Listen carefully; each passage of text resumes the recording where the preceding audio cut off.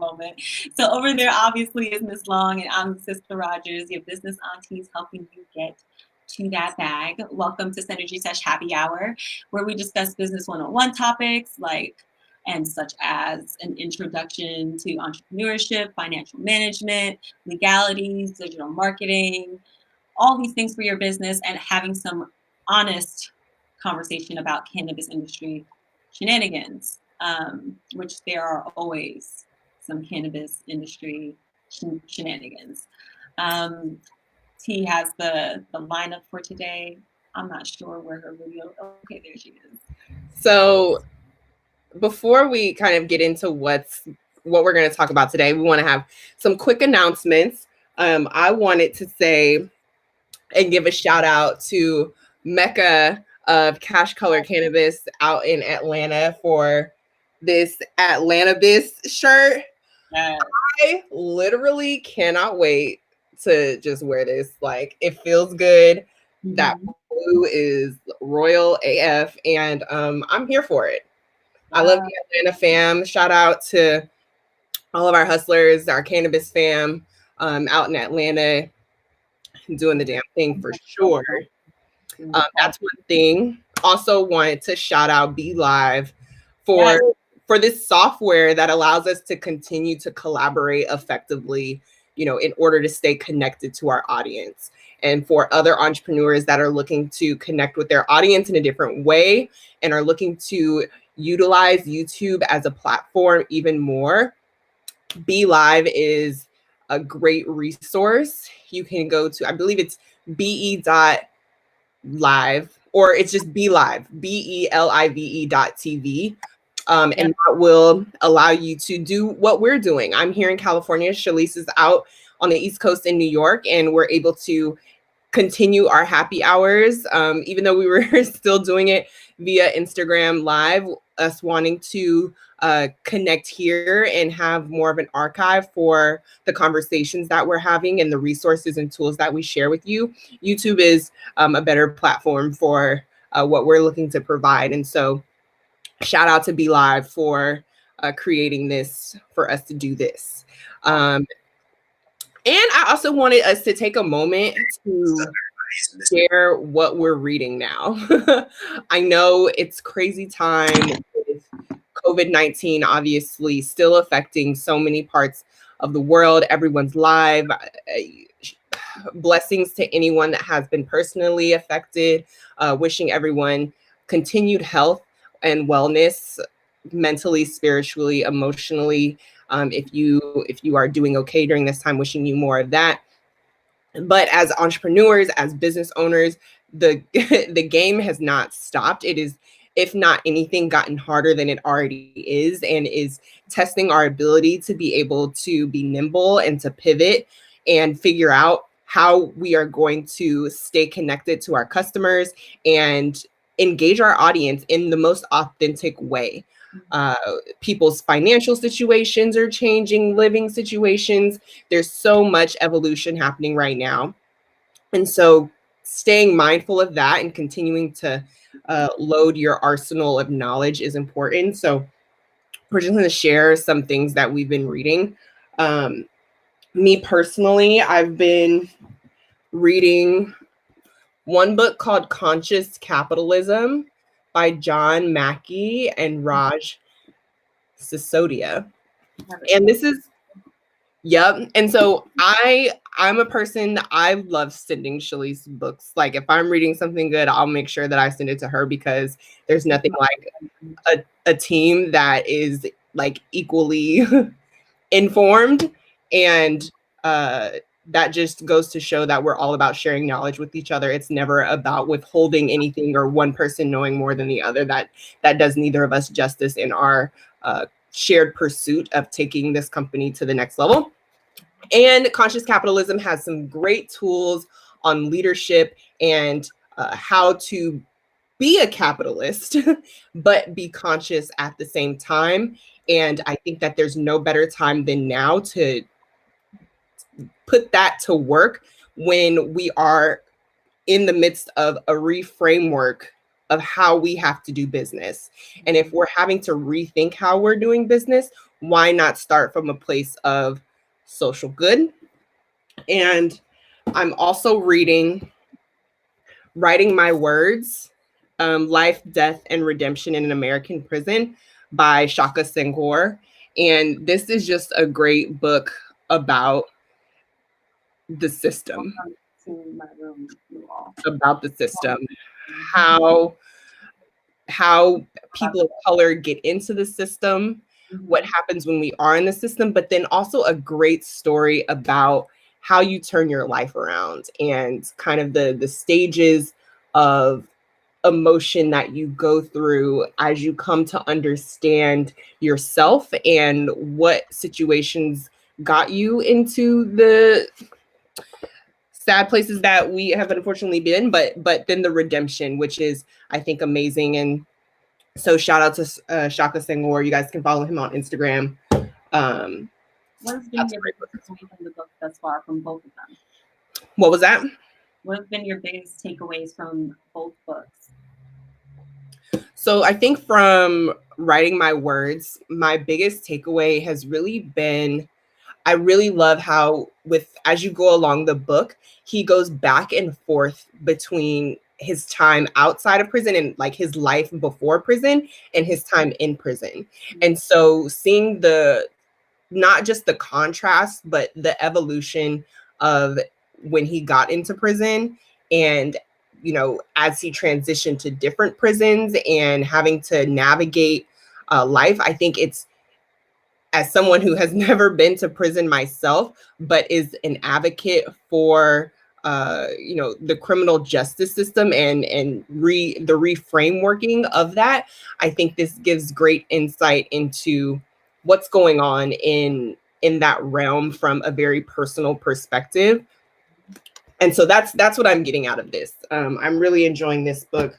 Which is what it's all about. I think it's the perspective that you walk away with. It's very difficult for people to put themselves in another's shoes, but books are a means of transportation and information spreading as well, which leads to the next book, Conscious Capitalism. Yeah, and so from Conscious Capitalism, so this one I've been really excuse me, utilizing this for content, because my theme for this year personally and to share through my own platforms are tools for better leadership. Because within entrepreneurship, how you develop as a leader is almost as critical to how you generate revenue.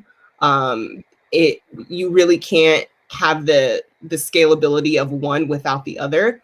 And so this book has just really good tools about things that we kind of already know, like emotional intelligence, but also goes into like spiritual intelligence and how that affects yourself as a leader and your position in the company, and then systems intelligence and servant leadership, and thinking about just how you are as a leader and different tools that I can utilize to be a better leader, and then share with my clients, my colleagues, whoever, to really think about how they are evolving and what tools are you using. Because sometimes, some people have coaches that they can afford. A lot of us have mentors and things like that, but I think there's another level of self-exploration when it comes to being a leader. And I think that this book has provided some of those tools that I can continue to use to develop myself.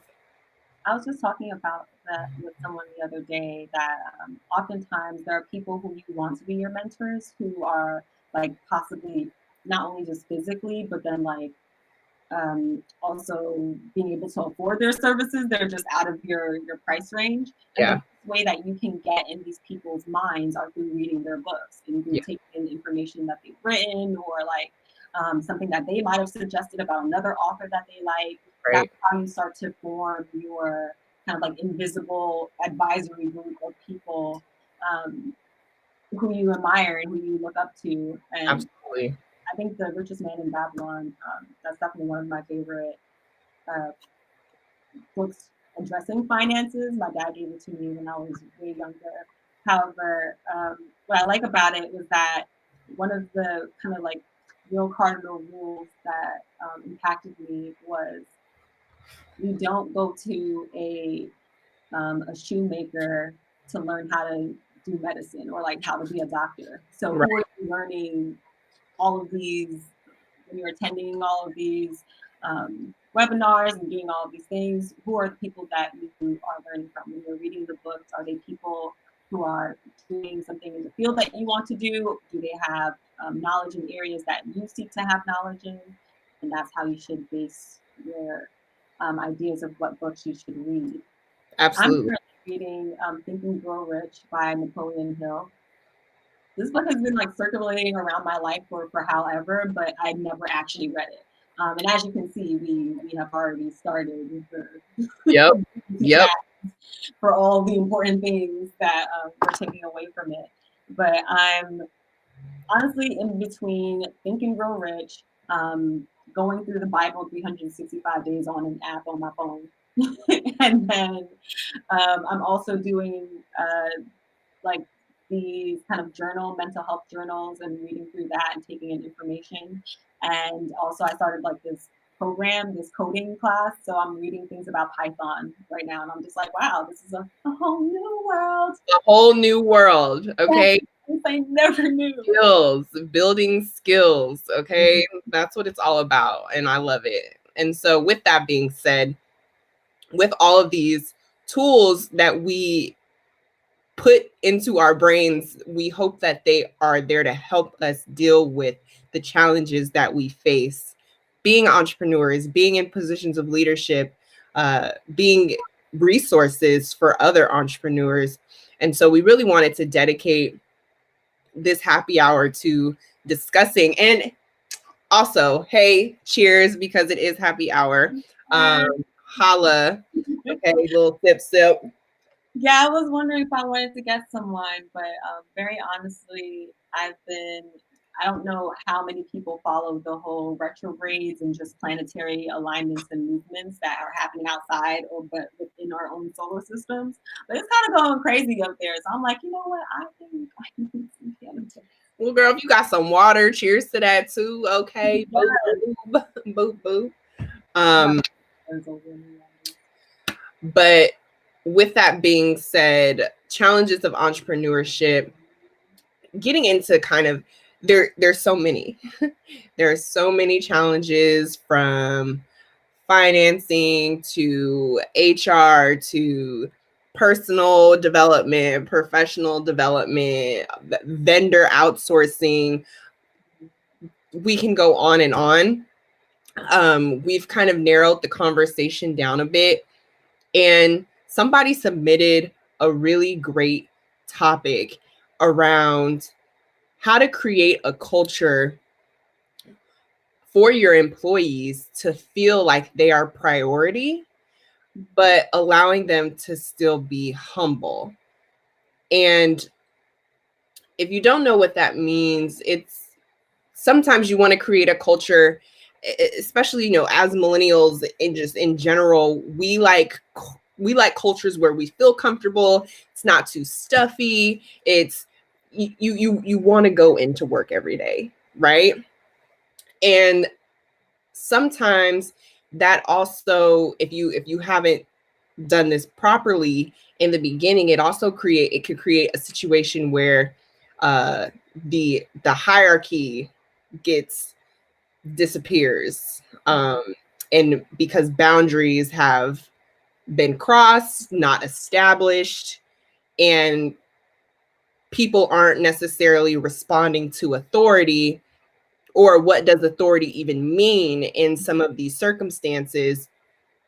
And so I want to throw that out to you, Shalise. What do you think about, the importance of setting boundaries, and is this really the solution to establishing this culture where you can still have the freedom to feel comfortable, but at the same time, your employees still understand and show you that respect as the CEO, as the COO, as their manager in the situation? I think that when we're talking about boundary setting in your workplace, um, there should be a designation that you set boundaries in life, period, with every single relationship that you have, whether friendship or in the workplace, whatever it is. And this is just a new area that you are transferring what your what your characteristics and what it is that you stand for, what you what I guess what scale of morality you lie on. Like all of those are foundational characteristics, and your boundaries will be along the lines of whatever fits with your personality. So then how do you carry that into the workplace? And the people who are essentially the business owners, the major decision makers within the company, if they don't have their own inner compass, if they don't have their own mission statement and what their values are, then they cannot then form a culture that speaks to those values. So Right. it, just think of the company itself as person. Like, what type of people do you want within this company? And then from there, how do you want the people who would be a part of this company to treat one another? Mm-hmm. Okay. Well, then what are the values, or like what are the rules or the boundaries that we're setting in order to have that conversation with them? And when's the appropriate time to have those conversations? Is it like this is a part of your onboarding, so you know exactly who we are as soon as you get through the door? You should have already gotten a taste of that when we went through the hiring process. But I think that when you think of the company itself as a person, then the people who are in charge or who are making decisions within that company then are the ones who dictate what the culture actually looks like. And that has a huge part to do with what their characteristics and what's important to them. Absolutely. And I think on that note, it also it's also affected by, I think, the size of your company. Mm-hmm. Because sometimes when you're a smaller company and maybe, say it's your company, you have a couple of employees and you guys are working together all day every day, at the start building together, really utilizing each other, and everyone's learning kind of hands on. But sometimes in those situations, even the leader doesn't have the ability to develop in a way that is necessary to help his his or her employees evolve, if that Mm-hmm. makes sense. And so it creates an atmosphere of kind of anything goes, or the boundaries and the lines just get blurred, and you don't have as much productivity as you may need.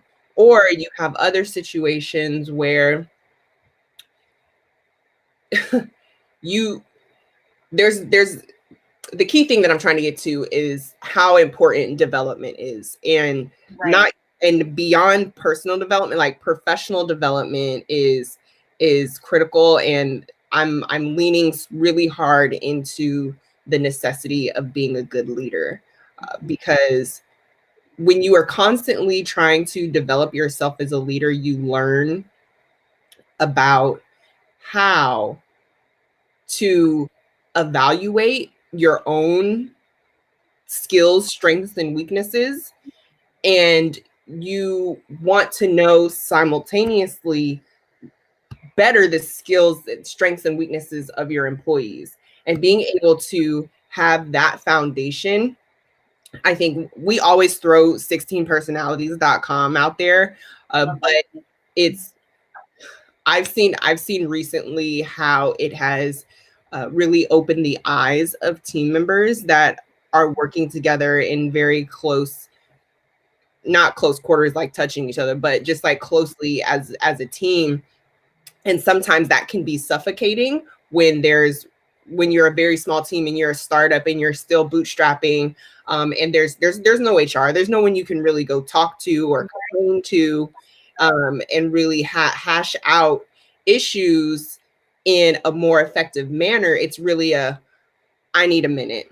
I'm not fucking with you right now. So I'm gonna go, I'm not gonna talk to you for a few weeks. I'm gonna just get my work done. And it Right. affects the dynamic. Of everything. But this is where, like, I think the term soft skills are, it doesn't do the skill set that you're gaining justice.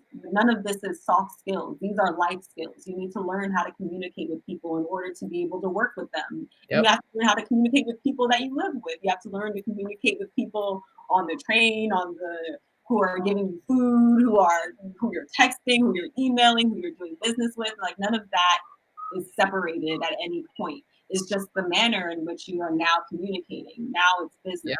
You were saying that you wanted to put an emphasis on professional development, but to me, I think that professional development and personal development are one in one. As you start to develop yourself professionally, then there are personal aspects that are affected by what you now know. All this new knowledge that I didn't know, now I know, and I can move forward and do something with. Like, especially if you're in a position of being management, I know that for so many entrepreneurs and so many people who are on the hustle and or grind, it's very difficult. You are trying to manage your business, perhaps provide a service or make products that have to then be sold. And then there's this whole line of things that need to be done. If you are even fortunate enough to have people to assist you in this, then you're like, oh, just grab whatever you can, because I'm trying to get it all together. And that's why I'm hiring all of you to take care of this for me. Thank you. But when it's kind of like, I was reading something else. I forget which book it was. I've kind of just been going through whatever books feel right at this point. But I was reading something, and within the text, they were saying that it's not, there are many people who work for someone else and start to think at some point, oh, my boss doesn't know what they're doing. Like, I could do a way better job. Like, I know how to do this and blah, blah, blah, blah. However, the problem a lot of the time is that you wouldn't be a better boss. You're just really good at that specific craft or the thing that it is that you do. So if you're a mechanic and you're like, oh, my boss sucks and he doesn't know how to manage us and how to communicate and all these other things, perhaps your boss hasn't taken the time to develop himself personally and professionally, which would then help him or her be able to communicate and kind of like bring some synergy to the workplace. But then you are so good at the service itself of being and working in like a car mechanic shop or being a mechanic, but you don't know how to actually run businesses. And that's where the actual problem lies. So it's just as hard as it is for them, for your managers, as it is or would be for you who wants to be in such a position. If you get that entrepreneurial bug, you'll feel like, hey, marijuana, Yana. Are you still on the Synergy Sesh? I'm still on the Instagram live. Hello to everyone on the live. I'm sorry. I felt like I haven't been addressing you all, but we've been going in here on YouTube, and because of the Teddy Riley echoes, we have decided to just stick on live. So for them to go ahead and click the link in our bio, it'll take them right to the YouTube, and they can get this whole combo. Well, there you go. You can click the link in our bio here on Synergy Sesh Instagram, and you will be taken to the YouTube live link, and you can just continue the conversation over there. I think what you said gives great insight into kind of the next segment of this conversation is, are you the leader you need to be? And I added this into our list because I attended a seminar this morning from Capolino and Company, and it was all about like discovering your inner CEO. And it talked about, are you the CEO? Are you the leader that you need to be in order to navigate your company, your role in a company, navigate your employees into the direction that is going to be most fruitful in both the short term and the long term? Are you exhibiting the personalities, the habits, the values? Do you need to drop some of those and reevaluate what it is that you need to be doing as a leader because sometimes we have misconceptions about what it actually means to be a leader and what we should be doing in order to effectively lead our teams, when in actuality, everyone's personality is different and there's going to be a different formula.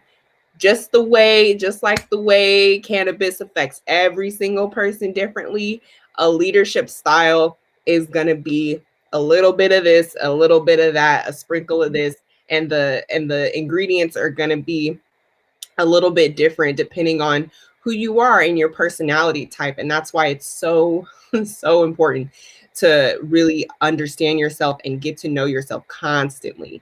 Shalise and I can tell you, we take the personality test often, but like our person, like who we are in those personalities, our strengths and weaknesses change over time. We are not the exact same personality type this year that we were last year. And that's because we've learned more over time. Patience has either grown or dwindled over time. The level of things that we expect and that we will accept over time has changed, and that will all change the way in which you choose to lead and how you engage people and how you are able to employ your resources to be the most effective. And so I think it's something for everyone to think about is, are you the leader you need to be? Right. And I think that when saying that, it becomes, I think for many people it can feel overwhelming. It definitely did feel overwhelming for me when I started to have conversations with myself of growing into the person that I see for myself. And a large part of that was just the action of doing. So many parts and components of the becoming. Shout out to Michelle, first name basis, you know. But a whole part of becoming is the learning, the unlearning, and then realizing that, like, okay, I'm growing and I'm changing, but a part of me getting to that place is me taking the actions and doing what it is that I wanted to do. Yep. I knew that for a while I wanted to learn how to code. I was doing HTML and Java like in my teens when we had MySpace and and I was doing all that stuff for free. I didn't even know that it would all become a career choice. But then I realized if I wanted to learn coding, the best thing I needed to do was just start. That was literally it. There wasn't a whole bunch of other things you need to do if you want to become this specific type of leader, as we were talking about earlier. Who would be your imaginary advisory board in your head? Who are those people? Who do they inspire you? What about them inspires you? Do they have any books that they've written that you can read? Have they made book suggestions about other people that they've read or listened to, or podcasts, or like people are getting inspiration from others all over the place. Yep. And it's connecting yourself to that. And a part of that connecting yourself is the doing in getting yourself to where you want to go and who you want to become. And the other side of that is also the maintenance of self. It's your own self-love and your own self-care. In all this information, I'm reading these books that's going to help develop me as a person, that develops me as a leader that I want to be. It's never really separate. That personal, professional development all is the development of you as a person. Yeah. It's all in one. And there are components, there are different components that make up each piece. And so be mindful of that as you go along on your journey. Because before you can become the CEO you want, you need to be clear about who you are. And so they definitely go hand in hand. And that's a great quote from the seminar that I was on today. I took a lot of notes, and it was really empowering. Women empowerment day. Yeah. Yes. Happily Owned Company. Yes, absolutely. Shantae, shout out to you for your support and for just like putting that together. That was great. Also, shout out to Grow with Lisa. And hey, girl. Hey, Lisa. It's almost our whole DC crew is in here. Hey, y'all. So, hey, y'all. Oh, I love it. I love it. Let's see what else. Ooh, what is it? What does your screen look like from your end? Over here, I just see you looking all beautiful. I see our logo chilling in the top.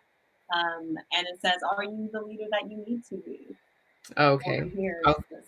I was gonna say, are we able to share that with the Instagram live people?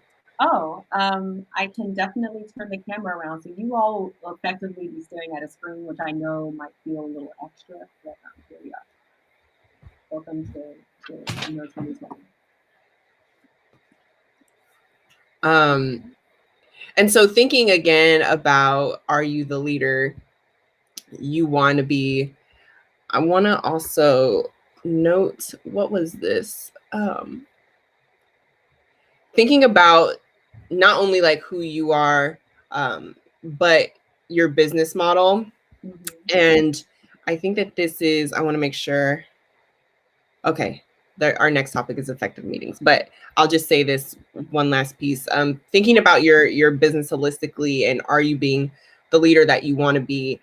Thinking about your business model is a part of the leadership and leading your company into the direction that is going to be most fruitful. And so when it comes to your business model, thinking about what is the problem that you are trying to solve and solving that problem. You don't have to solve a gajillion problems. I know, listen, I am the first one that wants to just save the world from destruction and take all of our issues and have a solution for every single one. I want to fix home insecurity, I want to fix food insecurity, I want to fix the wealth gap within the Black community. I want to, okay, What's one though? I just want to be Martin Luther King, reincarnated, sprinkled with Einstein, and then here we are. I solved everything. But I ain't got time, okay? I ain't got time. And that would not be effective. When you are developing a company, it's good to have a larger vision of what you hope for, but really dwindling it down to what is the problem that you can solve, and then getting these steps in order for you to actually accomplish that. And then what does that look like in terms of revenue generation? Okay, I want us all to be very comfortable with the fact of the matter that when we go into business, yeah, we do things that we're passionate about, but we want to generate revenue. Why? Because we have to survive, okay?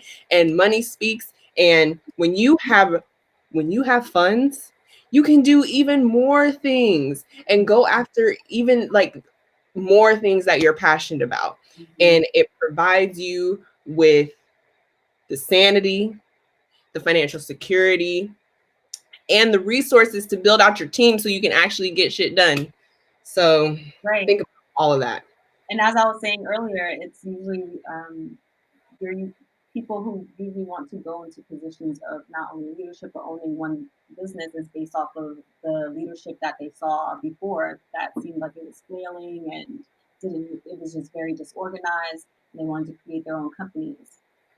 Oftentimes, we're the creatives, we're the people who want to do the thing or create whatever that thing is. And all the business side of it, like, ain't nobody really got time for that. But allowing yourself to make some money, as Tiana was saying, then allows you to build out a team. And because you've built not only built, but have gained all of this insight and skills on the legalities of your business, on the marketing for your business, on how to at least enter some things into QuickBooks so your accountant doesn't go mad. All of these components help make you a well-rounded business person, a well-rounded entrepreneur, a well-rounded business owner, a well-rounded leader, and also someone who will be able to then teach others and show others what your path was as you were going through it. But for the most part, you just want to do the thing that you're really good at doing. And that may be, I'm really good at making this thing or building this thing or And don't be afraid to source out everything else. I think that's one of the hardest things that, especially if you're a solo entrepreneur, you're a small team, you start out doing everything yourself. That's just what happens. But in order to grow, you need to let go of some things because you can't do everything. Okay. I know we want to think we can, but the reality is there are people that do things better than us. Absolutely. And we shouldn't be afraid to call on them and just know that, that price is that price. That's all. That motherfucking part. Okay. That price is a way about it, but that person has you're paying for their years of experience and what it is that they're doing, and their efficiency at being able to take all that years of experience and be able to give you a product in however many time and or less than you would be able to do it for yourself. And if you have questions about someone's pricing, I don't want to say, oh, just because they charge a lot means that they're worth it. Ask for references. Ask for, examples of their work, their portfolio, because you have options out here. Okay. You have options, but sometimes it's like this, and you just want to be very clear and do your due diligence. That is another part of being a good leader of your own self, your own finances, and taking charge of where you're getting your education and what you're willing to put forth in order to become the best and better version of yourself. Exactly. And so moving along to, are you having a meeting? Or not? Or not? Could it have been an email? Could it have been an email? I think that's a topic that hits differently in the era of COVID. Like before, you were already slightly annoyed, but then now you're just kind of like Zoom meetinged out. Zoomed out. There's so many people that are just zoomed out. Oh, now we want to actually zoom out. We want to just take that back real quick. I went to a webinar yesterday, and it was essentially talking about how to have effective meetings. And I really enjoyed it because it was short.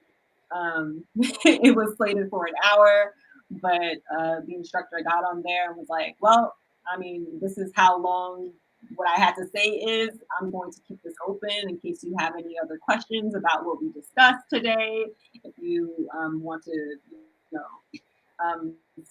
amongst yourselves or have a whole discussion around any other questions that you may have, we can utilize this extra time in doing so. But in the real world, and I'm not going to say the real world because we're still existing within that right now, but in the world of actually having to physically be in the meeting room or in the conference room or in the boardroom, you want to be able to utilize all the time efficiently. Can we now spend this extra time that we've already gotten through our agenda brainstorming, working on the next project? Or now can everybody go back to their desk and get even more work done because you've had less time that you're spending in this meeting catching up about how this woman's new cat doesn't like the litter? I hate when people go on personal tangents about things. Like, look, I'm all here for having a mental health check and like what's really going on in people's lives. But again, there's a time and a place for everything. That's why at the beginning of the meeting, you have a time for everyone to check in. Hey, how's your life going? Great, cool. Oh, praying for you. And then you move it along to the tasks at hand and the topics that need to be discussed for said situation. Another component of a component of really great leadership. Can someone control the room? And it's not necessarily stifling other people's voices, but it's just how can I make sure that we're utilizing this time efficiently? Yeah, moderating for sure. Some of the key takeaways that I had written from the I was going to say event, but none of these are events anymore. They're all virtual things. So from the meeting yesterday was kind of like these 5 keys to problem solving. And it was saying that first you needed to identify what the problem is. Of course, what is it that we're here to do. The instructor also spoke about having a moment where we catch up on where we left off on the last meeting, because now there are either some new people there or information is being shared that everybody read that last update email before they came in. So can we just have a quick refresher and identify what is it that we're here to discuss? What is our agenda for today? What are we talking about? How can we then analyze that? Have a discussion, soundboard off in the room about different ways to succeed on this problem. I want to make sure that you guys are also seeing this Instagram love. I think that's a great point. Can I just talk about what you just said in terms of having that recap of what happened last meeting is so important, because oftentimes in meetings, you just go on to whatever is next. Yep. And then what you end up doing is piling on just more work on top of things that may not have even been finished. So you're not even having you're going to have a bottleneck at some point. Yep. And you're not going to be able to do these things. And then you're going to set timelines based on assumptions that things have been finished when they actually haven't from the last meeting. And so definitely, if you're not, having that recap at the beginning of, where everyone left off, that's definitely an addition and something to add to the great leadership bucket. Yes, please and thank you. And it's not only just the more efficient thing to do, but in the bigger scheme of things, when you are coming into meetings, whatever you are going into the meeting about is some form of like project management. We are trying to get to this goal by the end of the year. We are trying to make these sales. We are trying to do something. There's a reason that we've all met up in this room, and we have identified that reason. For most people, it's just I need to get paid, so I'm just here so I don't get fined. Right. But in the grander scheme of things, understanding where you were is just better project management.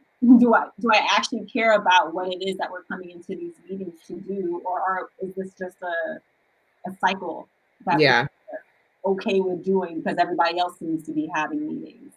And it's easy to fall into that cycle right now because everyone's drained. Honestly, like everyone's drained. We need to refill. We need to replenish, and it's hard because how people are able to do that it's very different right now. Mm-hmm. For me, when I need to refresh, I go on a trip. Okay, once a quarter.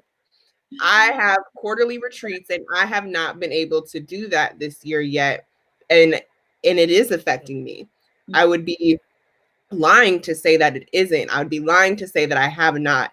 My introverted self has not gotten cabin fever because I am here, okay? Cabin fever has arrived. I'm ready to go outside with nobody else outside. Like, can I have outside between 3 and 4 next Thursday, please, people? But giving yourself that acknowledgement that things are not okay, and don't make yourself not okay by trying to be okay during these times. That I'm wondering if it's a component of that and also laziness on like the side of employers. They just want to know that you're doing stuff. Like, first of all, if I was already scrolling through Facebook while in your office, I'm definitely still doing that at home. Right. Already still doing that. I'm not necessarily saying that these are great business practices. Mm-hmm. I'm just saying that's the reality of the situation. Right. Don't you see that I'm on? Okay. Anyway. Our little kitty. And so ultimately, think about the meetings that you're having with not only just with other people, your teams, the people at work, but yourself. I have meetings with myself every Monday, sometimes, most of the time, Sunday night, actually, to organize my life for the coming week. And I need to be effective in that as well, because that will dictate how my week is going to go. Am I being very structured for myself, or am I just like, God damn it, what week is it? Okay, let's just go with the flow. Oh, call me whenever. I'm Right. flexible. No, I'm actually not flexible. I actually have a lot of things to do. Right. And I need you to actually call me at this time Mm-hmm. so that you don't interrupt the things that I'm doing over here. So it's with yourself, with your teams, Mm-hmm. with your family members. You having effective family team meetings, Mm-hmm. you know, are you getting that tension out? I know we're all just on top of each other, you know. But it Get was, as you were saying earlier, these are all setting boundaries and then communicating those boundaries to other people about how you would like to go about having an effective meeting. The last absolutely. few bits that the instructors shared yesterday, the 5 problem-solving steps were suggesting, making suggestions after you identified and analyzed what the problems were, then making suggestions. A part of that is a component of good leadership as well. Are you able to actually listen to what people are saying and hear their feedback and then do something with that feedback, either Mhm. regurgitate it to them or talk about ways that it may be implemented in the problem solving. And then next would be to evaluate from all these ideas that we've heard, which one actually would fit better going forth, or what is it that we need to now do after we leave this room, and selecting that. And then leaving the room, like it's that easy. You can cut so many of these meeting times down by being a lot more effective and coming in with an agenda that you actually stick to. The Absolutely. agenda should be a contract that you make with everybody else in this room. Yep. The And first stick to 2 minutes, it. we're going to talk about, Just like we got an agenda here yep, for y'all so that we could stay on track so that these next 10 minutes you can continue to get as much value from this conversation and within a short amount of time. And so with that being said, the next thing we wanted to talk about in terms of leadership, development of yourself within the cannabis industry, you go to this conference, this expo. There's so many, right? Like, let me tell you, when I was like, okay, we're diving into the cannabis industry, I was like, oh, I need to go to this conference. I want to be here. I want to be here. I want to be here. I want to be here. you want to go on all the things. You want to go to all the things. Yeah. But we want to talk about the importance or non importance of cannabis expos and conferences and really thinking about the topics of conversation that are being had there, the what you're looking to get out of it, and is what you're if you're getting free tickets and you know it's just a thing and you want to go, cool. But a lot of times people will spend a lot of money to go to these conferences, and it's really important to think about, is it worth it? What is the ROI? Is the ROI there? So, Mm-hmm. Shalise, I'm And gonna we were let you. discussing that. We were discussing that last month about what would the ROIs for all of these endeavors be, even when bartering with other businesses in order to get tasks done. I'll do this for you, and then you do this for me, and we're utilizing both of our business services to assist the other, and we're bargaining it out. For conferences and expos, I wanted to talk about this topic because it's something that needs to be reconsidered or maybe reconsidered life post COVID. So these bigger cannabis expos and conferences tend to have thousands of people. Um, Personally, I have a fair amount of anxiety around being around lots of people, I especially ain't having it. when they're all their hygiene methods and tactics and characteristics. So I would prefer to not be in these bigger spaces, A, but then if I am going to be taking that risk, risking it all to learn about what's happening in the cannabis industry, do I actually feel like I'm walking away from this conference and or expo with any actual viable knowledge that will help me take next steps? Am I meeting people? Is there an effective method for me to be able to meet people while I'm here? Is it an app directory with everyone who is already signed up and then you can DM them through the app? Is there some type of coding system for all the people who are in attendance. So now I know all of you over here are investors and you're in this color. And if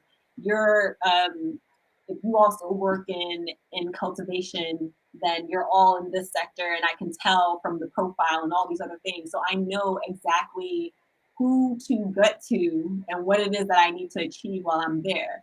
But oftentimes, this doesn't seem to be the case within any of these. Well, I'm not going to say any. There are a few, but for the most part, in a large majority, I feel like it's people speaking at people about the highlights of how they got to where they got to, versus valuable information that is very raw and very authentic to the experience of someone who is seeking to get on that same track. Similar to what you would receive at a Keep Your Network Poppin'. I mean, Network series. I'm just saying, for anyone that has attended our intimate networking series, Keep Your Network Poppin', you can speak to this, or our brand boot camp, you can speak to this, because that's really what we focus on. And I'm really glad you brought that up, Shalise, because it's all about what you're getting out of it. Am I walking out of here with valuable connections? Am I walking out of here being able to directly contact the people that are speaking on these panels if I have follow-up questions? Because oftentimes it doesn't leave enough time at the end for everyone to get their questions answered. And then you're kind of left in the air, like, maybe I'll DM them on Instagram or Twitter and hope that they answer. right. And sometimes they don't. Exactly. Some of them are not reaching out because they are so bombarded by all the people who've already reached out to them, or they might not think people are serious. So it's like, how many times are you gonna contact me until I come around? And that's, I feel like, when you are actually serious about networking with a person, you will pester them until you can get to work with them. But especially in this era right now where people are able to attend all of these cannabis seminars virtually and get all this information, then you start to be a bit more selective about the types of events that you want to go to when in person. Like, is this something I could have just learned for free on a webinar somewhere? Could I just have listened to the business aunties? Is it worth me paying $4.99 to get this ticket to come to this expo or to this event? And then what is my key takeaway here? I think that another component that I feel ambivalent about with cannabis expos and conferences is that they just tend to turn into like these smoke outs versus like any actual business being done. Or is it just me?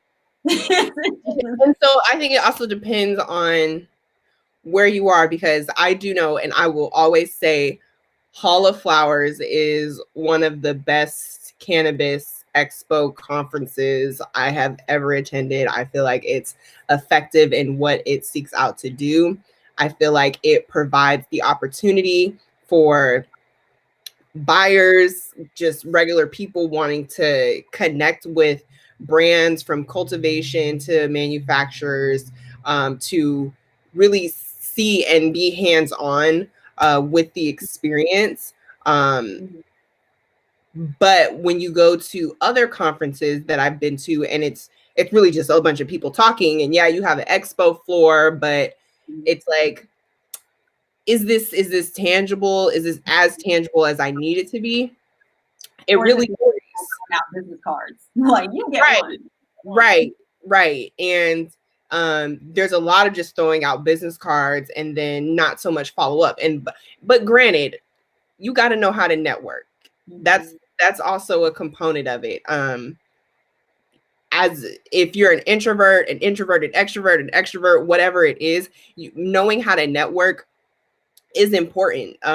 It sometimes is easier for extroverts to just put themselves out there. And so as an introvert that has had to learn how to put myself out there in a way that is most effective to get what I need and what I want, I've grown to the point where I'm never afraid to ask for what I want. I'm never afraid to go up to someone and ask them a question. You just have to put yourself in the position to win when it comes to those types of things. But at the same time, everyone is not like that. Everyone's not going to be like that. And so we can't just say, oh, you didn't get that connection just because you're not putting yourself out there. Right, right.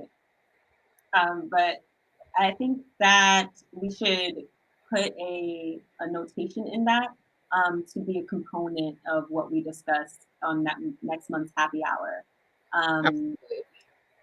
but actually, it still goes in with this component as well. I went to another kind of like virtual seminar. I'm telling you, there's so many happening for the free, um, just providing you with all the information. And I realized that I wasn't quite utilizing my networking via LinkedIn at all. Like LinkedIn just kind of seemed there to be there for perhaps like my accounting profession, but not necessarily my cannabis connections. There are people who are within the cannabis industry that do exist on LinkedIn. However, it doesn't. It seems like a place to be able to connect with them, but then they'll always be so eager to connect off of LinkedIn. Versus when I'm in the finance business world, I find that I can keep a message going in the Yeah. inbox and exchange information and like share websites and do all of these other things via LinkedIn that doesn't necessarily translate into the cannabis space. And that just might be the culture of the cannabis space, not fitting with the suit and tiedness of LinkedIn. Mm-hmm. It feels very formal, but I realize that it still is very important to share my message. Even when you are writing blog posts, articles on Medium, whatever it is, sharing that same information to LinkedIn is another way that you can continue to build your network while you're at home. If you want to find some people who are within your area, I learned this cool trick of being able to type in the first three numbers of your area code into LinkedIn, and you would get a lot of people. You just need to then filter for what it is that you're searching for. But a lot of people who want to do business with others, they have like their business phone number on their LinkedIn, like you need strategy and marketing, call me here. Or their emails and all that other information to reach them are apparent on their Instagram, not their Instagram, on their LinkedIn profile. Also, some on Instagram as well. Have I you? will say that I actually really love LinkedIn, but I will say that I haven't used it as much as I should. And especially when it comes to cannabis, I'm always questioning because there's so many people in my like requested list right now. And if I don't know you and you send me a LinkedIn request without a message, 9 times out of 10, I'm just like not gonna respond or accept you because what do you want? Like obviously you want to network because that's what LinkedIn is for. But I also feel like if you're reaching out to me, like who are you? Like what do you want? I'm not just gonna accept you. And I honestly feel like it is a privilege to be a part of this network that I have built. And I feel like I need to know the intentions of someone that wants access to that before I provide it. Right. Also, there are even people that do send a message, but it just sounds so generic. And I'm Mm, like they copy pasted. like you copy pasted or I don't know, maybe I should respond and really find out. Um, What their but intentions are. but I've been trying to delegate my time, but I'm gonna take the time to actually do that to the people that take the time to write a message. Mhm. Um, whether it's I know it looks like we know a few people, I would love to connect, whatever it is that they say. I'm gonna do better.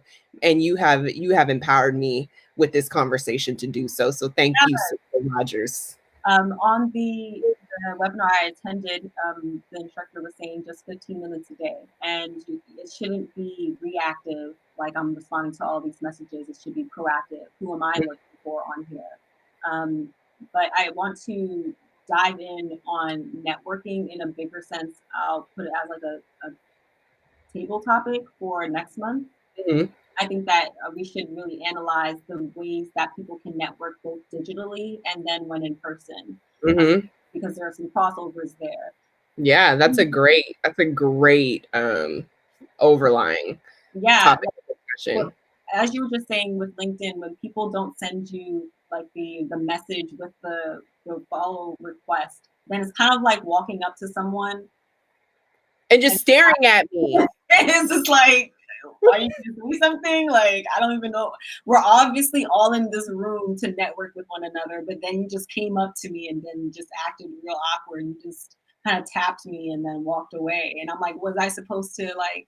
Because I'm the type of person to just like, you don't exist if I don't know you, and you just like don't be a fucking weirdo. Don't be a weirdo in person, and don't be a goddamn weirdo in my inbox, because I don't fuck with that shit. That's it. You heard it from Miss Long. she said, "Don't do it. Don't do it. You need don't." I need to stop cursing, but no, I don't.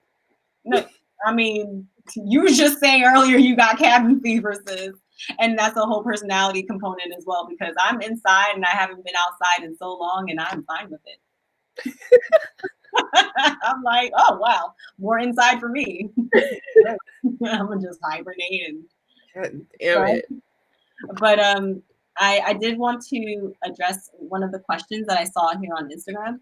Oh yeah. It was from someone named I Am Everlasting X. They said, I think creating boundaries, I could just turn the camera. That would be better.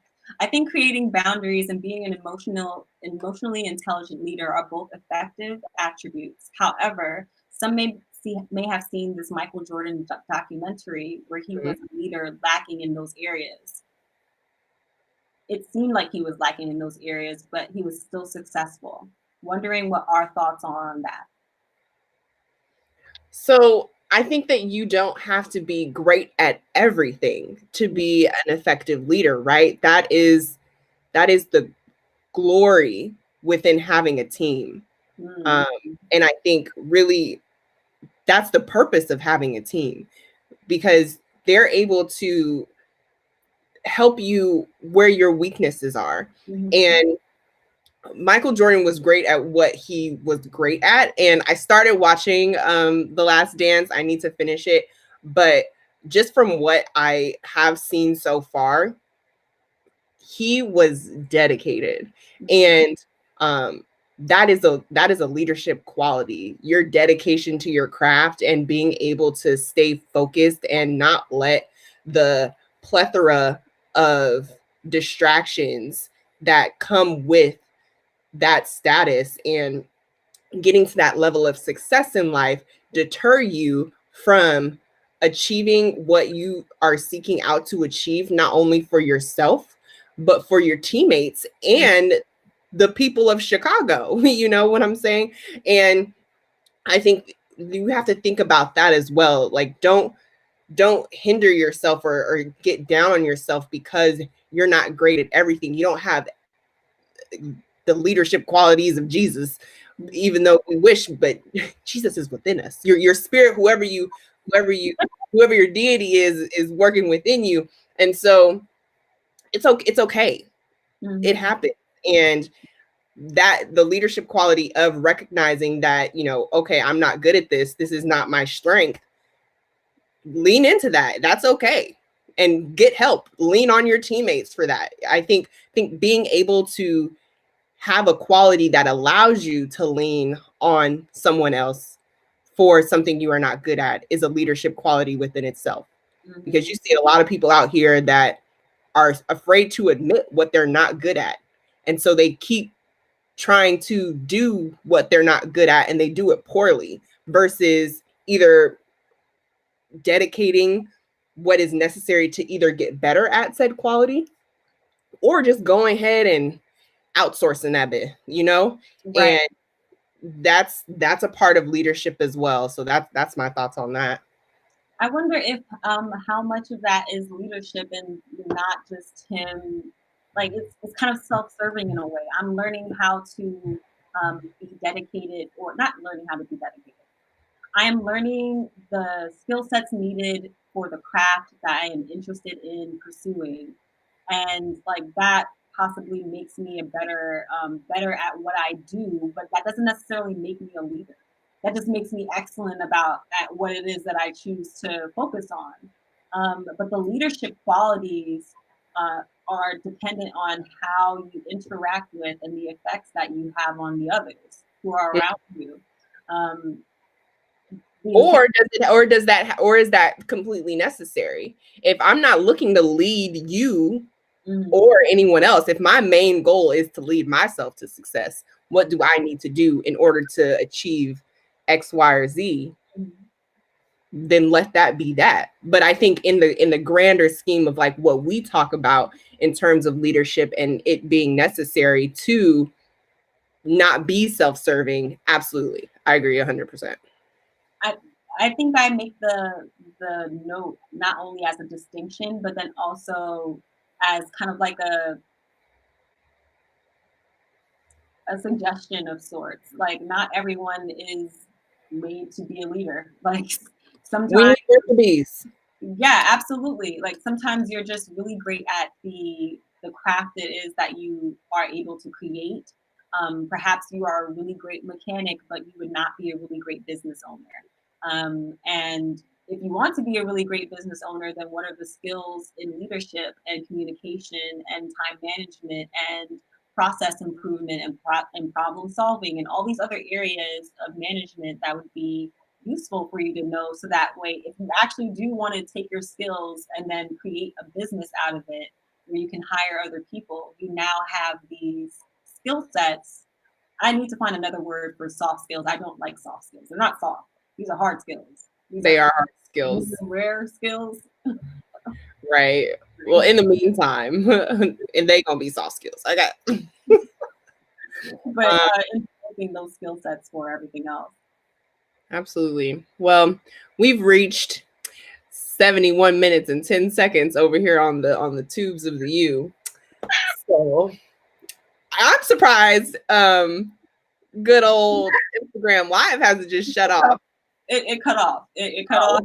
We started it and wait, somebody tell me how Erica and Jill were able to go 2 hours without being shut off. Listen. Especially because that wasn't a rap battle, or not a rap battle. That wasn't a battle. That was a compliment. That whole video it was a compliment between one another. Like, hey girl, I like that song. Or this was the first time I met you. Or this was the first time I heard this song. Or I really like that jam, sis. Like, this was not a versus battle. It was a versus battle. It was everything we needed it to be. It was giving us the sunshine. It was not giving we needed to get through. You want to know what was giving me sunshine? It was Jill Scott drinking her wine and then deciding to sing on top of some of her own songs. And I was like, yes, sis, that's what I came for. Her voice is just so great. I love them both. So yeah. Let me send us out with just some, I don't know what this song is. But you know what I really want to play? Hold on. Okay. Because I don't know if y'all know, but what month it is the month of May. Month of May. And we're on a whole cusp, but she don't care. It's still Taurus season. You know, it's officially Gemini season, but it's still May. It's still my birthday month. And it was a big one for me. And I had a 3-city tour for my birthday party planned. Okay. I was hitting New York. Of course, we was going to have one here in the Bay. I was going to LA. It was going to be popping. Rona had its own plans, and that's okay. But I am blessed, and I just want to thank all of our Synergy Sesh audience, the people that are here with us, my sister Shalise, Sister Rogers, because in this next rotation around the sun, I'm just so grateful to be alive, to have the opportunities to speak, to educate, to learn, to just be here. And for Stevie, happy birthday to me.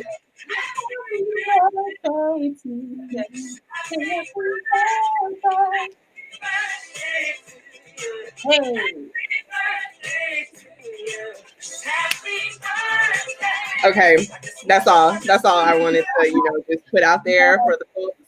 We gotta Birthday vibes celebrate. to everyone. No, literally birthday vibes to everyone. To everyone, Yes. I'm fortunate to start getting locked up in the house after March. Thankfully, I'm a March baby, so I was out here. Right. You got it Getting right before. sun rays, Right. but getting them nonetheless. But yes, Happy to everyone birthday to out all our May babies. All the here, celebrating their birthdays while in quarantine, we salute you and your sanity. Cheers, Cheers! people. Oh, she got the whole. I got the whole thing. Okay, this was a Christmas gift that I still ain't opening. Okay, we'll wait for the right moment when I get. I got one of those too. I have like a bottle that's it's really fancy looking. I don't even know how much it costs, but it looks so pretty. It was a gift, and I'm just like, there's gonna be something that happens, and this is gonna be the thing that I want to drink. And this is a personal one, so this one's just for me. Okay, we don't have to get everybody else something else. Okay, amen. For you, but yes, thank you for joining us for happy hour, everybody. Like, for real. Is there anyone on the live right now? No, after it cut off, it just kind of faded. Okay, that's fine. That was really janky today, but it's all right. Thank you, everyone, for joining us here. We appreciate you. If you have any questions, concerns, and you would like to follow up with us, I'm going to put our email address here, kynp@synergysesh.com. You can email us there with any follow-up questions. If you would like to collaborate, any sponsorship opportunities, partnership opportunities, we're open. We have some great things coming up over the next couple of months.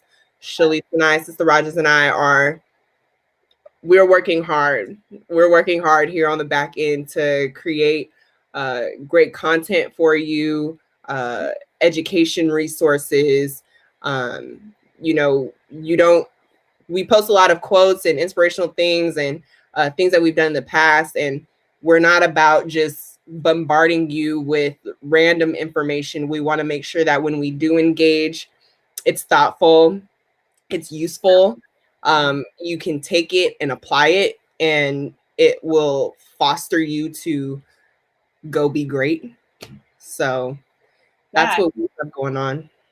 Exactly. I mean, it's usual here at Synergy Sesh. We're here to provide practical, effective, and co-created solutions that move beyond just financial and business advice and start to harmonize the relationship between your personal business growth and development. So it's no secret at this point that we always want to keep pushing your boundaries. So whether you're a budding entrepreneur or you're a seasoned business owner, we're excited about people who want to build on absolutely everything that they've accomplished so far and are willing to uplift their mindset in order to bring about transformational change. We're all about the mobility of others upward. Bye, y'all.